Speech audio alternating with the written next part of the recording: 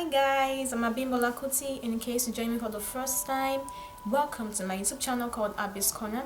A brief detail about what Abby's Corner is. Abby's Corner is a motivational and an advocacy platform where I get to talk about topical issues around the world and communities, and including and not excluding the Sustainable Development Goals.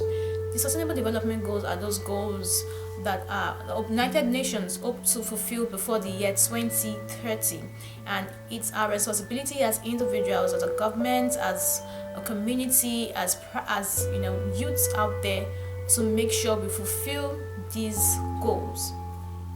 So guys, I will not be talking about just these topics, but I would also be creating awareness. I would be preferring solutions, giving advice, suggestions. I'm going to be also motivating someone out there.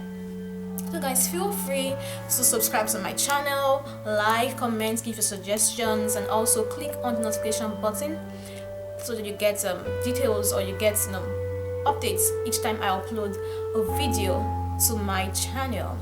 So guys, let's get to today's topic. Wait for it. So it's called menstruation, why wash. Menstruation, why wash.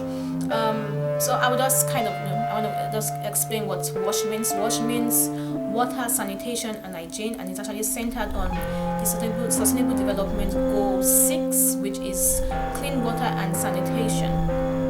And to give you a deeper understanding of what today's topic is going to be about, I'm going to take you on a journey to a small community where hopes and where dreams are being birthed, where aspirations are being unfulfilled. This community is not an imaginary one, but a representation of communities within developing and underdeveloped countries around in Africa and around the world. I'm talking about the story of a child like every other child who has dreams and aspirations, and I'll be talking about the story of a girl child. The girl child is faced with the challenge of menstruating and going to school at the same time because she lacks the appropriate sanitary conditions and actually the materials. Rather than she focusing on academics while she's on her period, she is actually concerned about not being stained or being embarrassed because she is stained in class. And so it's just a very big issue, and it's also simply because in these developing or underdeveloped countries, their schools lack infrastructure, the proper infrastructure for learning. They also lack the appropriate toilets that is safe, that is private, and that has clean water and soap. It's just a very serious situation for the girl child.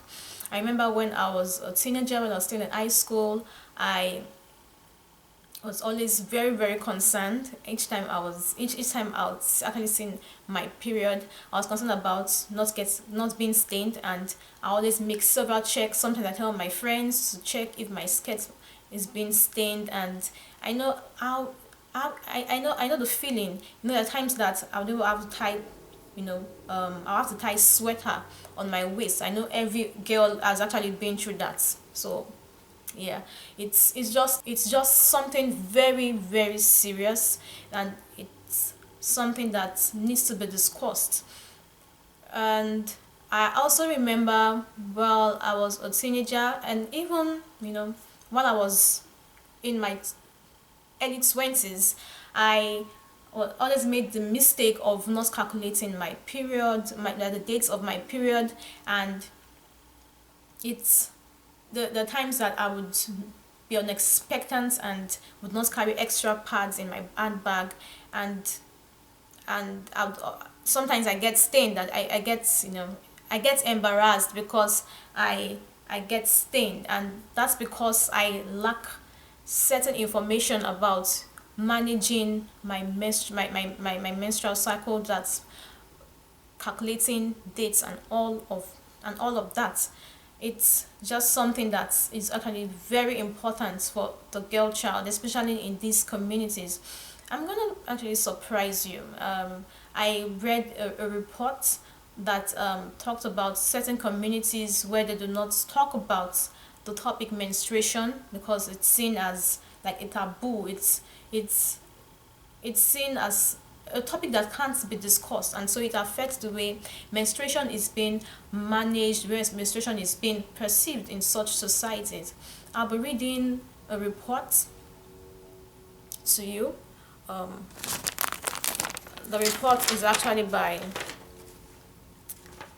it's a report by United Nations Women Africa in 2018 that says that menstruation is a taboo subject in Senegalese society, which is as a result of their beliefs, their religion, and community prohibitions. So most times they regard it as filthy, they regard it as impure, they regard it as an evil substance. So you imagine the kind of discomfort these women go through in such communities because their culture doesn't allow them to talk about it.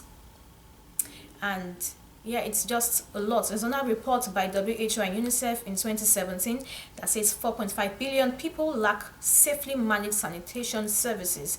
And it was also reported in 2015 that 340,000 children under age 5 die every year from diarrheal diseases. This is a report by WHO and UNICEF. These are statistics that tells us the situation in countries, not just um, Africa, but other underdeveloped and developing countries.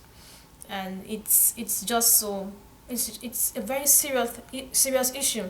The girl child kind of loses focus, and sometimes you get diverse news and reports where we have a girl child having to stop school because she's on a menstruation, because she doesn't have the right materials like sanitary pad. They have to maybe use like dirty cloth, or they have to tear materials where they have to fold as sanitary pads during their menstruation. So it's a very serious issue, because if we're going to educate a girl child, she has to be in school to be educated. She doesn't have to skip classes, and because she lacks these materials, the sanitary pads, and clean toilets, safe toilet, private toilets, because she lacks that, she is actually forced to stay back home, because she can't go to school where she would feel embarrassed. I know when the child keeps skipping classes every month, because it's a monthly thing.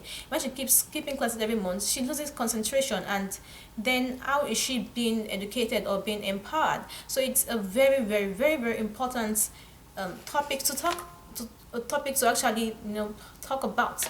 So my wake up call is, firstly, as individuals, I believe that we all have our own role to play. We have our parts to play. We should reach out to communities around us.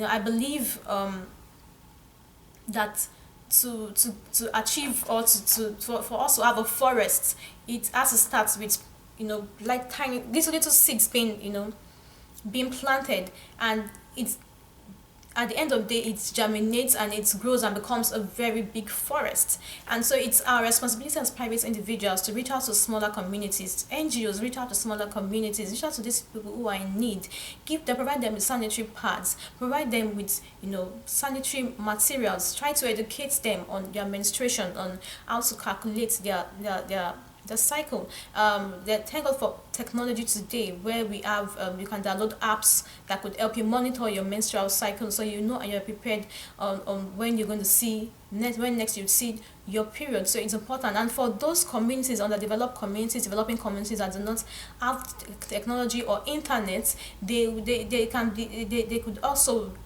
make use of notes and pens to write down and calculate their dates as a system. I'm going to do a video about that very soon, on how to calculate your menstrual cycle. And also the government has a role to play. Try to even from the local communities, the local leaders can build toilets that are safe, that are private, and are clean for the girl child to make use of while she's on a period. It gives them a sense of belonging, that yes, they are being that they're actually part of the community where they belong to. Also, also believe that mothers have a role to play. Advise your daughters, advise your girl child on how to feel comfortable while she's on her period, how to manage her emotions while she's on her period. Teach her how to teach her proper hygiene, how to make have frequent baths while she's on her period. Teach her how to always change her pads frequently while she's on her period. It's very important as mothers that we talk to our girl, to the girl, that our female children, and educate them on how to do all that.